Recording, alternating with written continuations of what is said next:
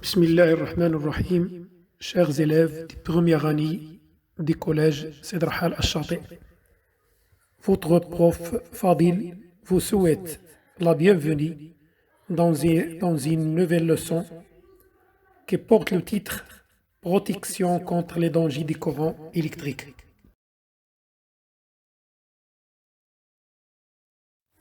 Donc, comme vous l'avez vu, nous avons parlé de beaucoup de choses concernant l'électricité. Nous avons parlé du courant électrique, l'intensité du courant électrique, la tension du courant électrique, et nous avons parlé comment mesurer l'intensité et comment mesurer la tension, et nous avons parlé encore des lois concernant le courant électrique continu. Dans cette nouvelle leçon, on va parler de la protection contre les dangers. C'est-à-dire, il y a des dangers qui proviennent du courant électrique. La question qui se pose, c'est comment se protéger contre ces dangers. C'est ça ce qu'on va voir dans cette leçon.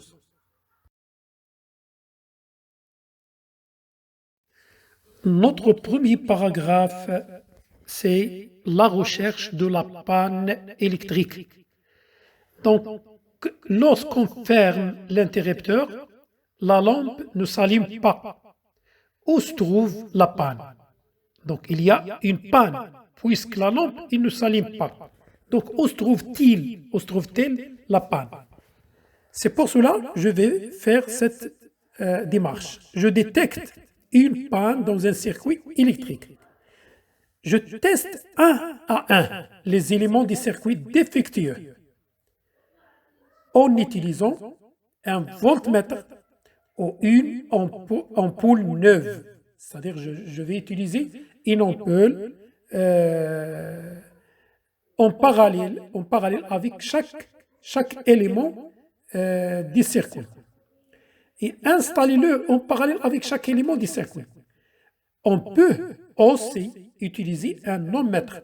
Donc ces éléments, tous nécessaires pour chercher une panne dans un circuit.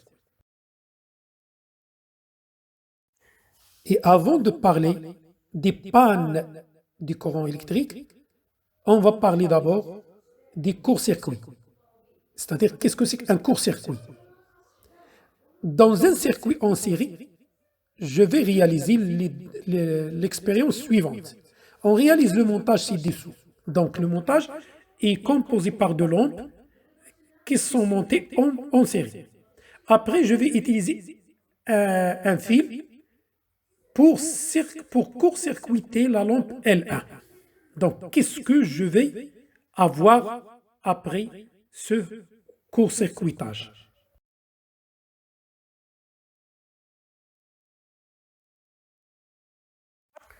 Après l'expérience, je vais passer directement à l'observation.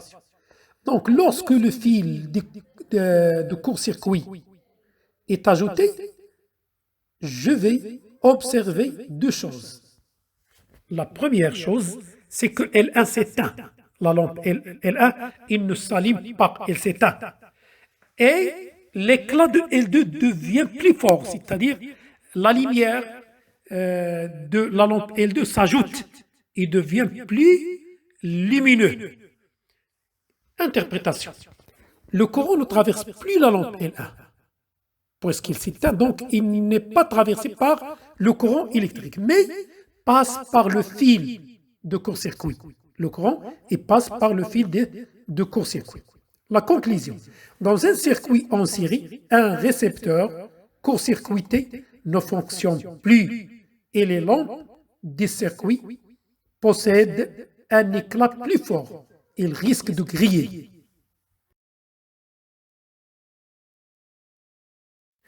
Je vais refaire l'expérience précédente, mais cette fois-ci dans un circuit en dérivation. Et je mets un fil entre les bornes d'une lampe. Qu'est-ce que je vais observer? L'observation, la lampe court-circuitée s'éteint. ainsi que toutes les autres lampes. Donc, cette fois-ci, ce n'est pas la lampe court-circuitée, la seule qui va s'éteindre, mais c'est toutes les lampes vont s'éteindre. Interprétation. Le générateur n'est relié qu'à un fil de connexion. Donc, le court-circuit d'une lampe entraîne aussi le court-circuit de la pile et des autres lampes.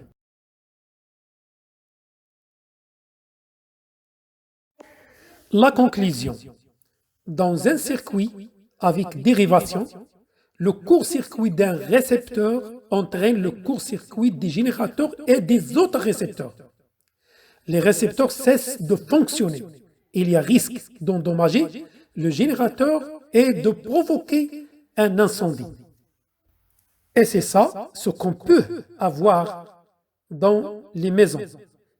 Parce que dans les maisons, il y a le montage en parallèle, c'est-à-dire il y a des circuits avec dérivation.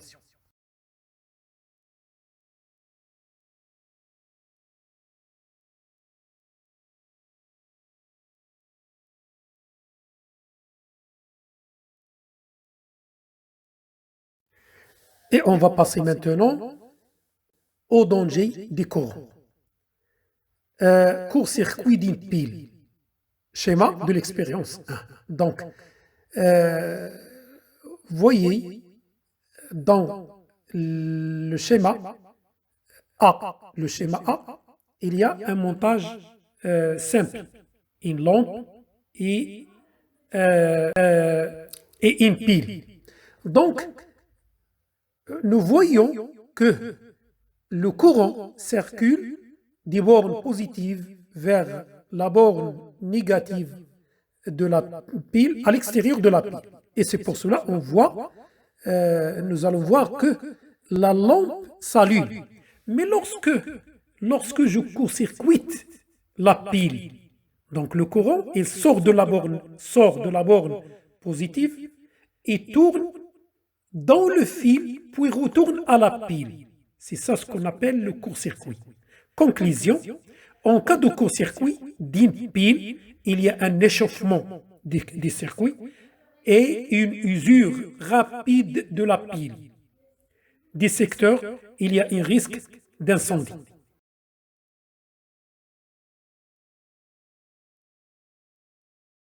Maintenant, le court-circuit d'une lampe.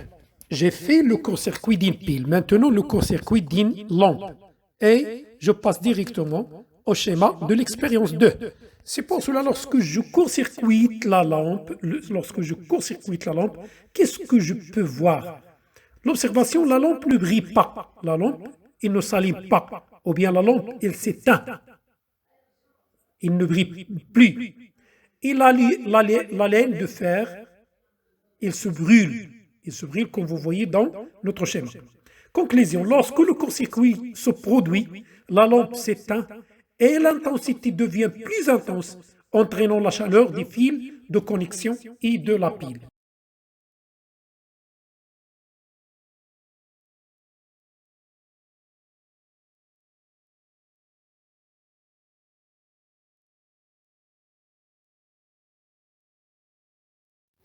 Maintenant, la question qui se pose, c'est comment se protéger contre le court-circuit. Lorsqu'on a un court-circuit, comment se protéger contre ce court-circuit?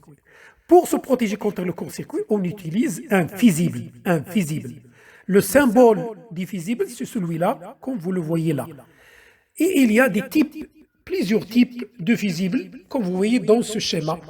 Il y a les fusibles en plastique, que vous voyez dans les maisons, et dans les écoles, et dans les hôpitaux, ainsi de suite. Et il y a des fusibles en verre, comme celui-là, qu'on peut l'utiliser dans les instruments électriques et dans les télévisions, et ainsi de suite.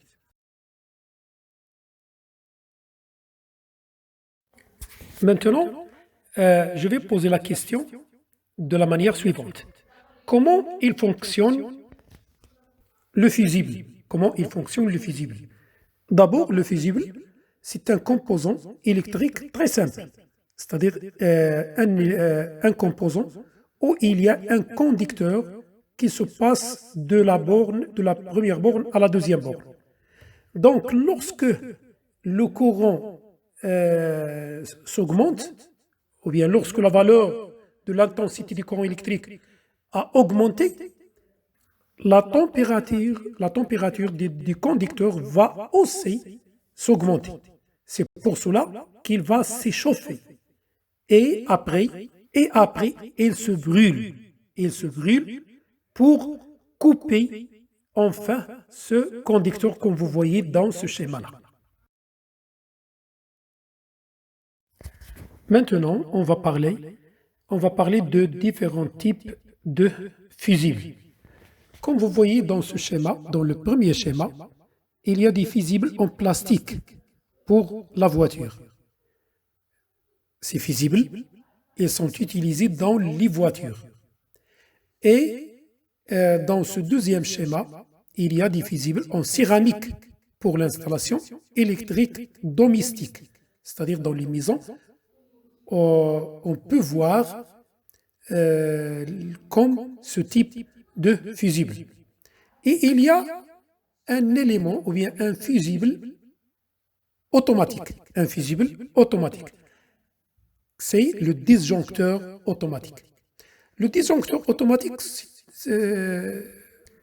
il se fonctionne comme un fusible. Donc, pour protéger les appareils électriques, on ajoute un disjoncteur qui ouvre automatiquement le circuit lorsqu'il y a un court-circuit. Donc, c'est ce qu'on appelle le disjoncteur automatique.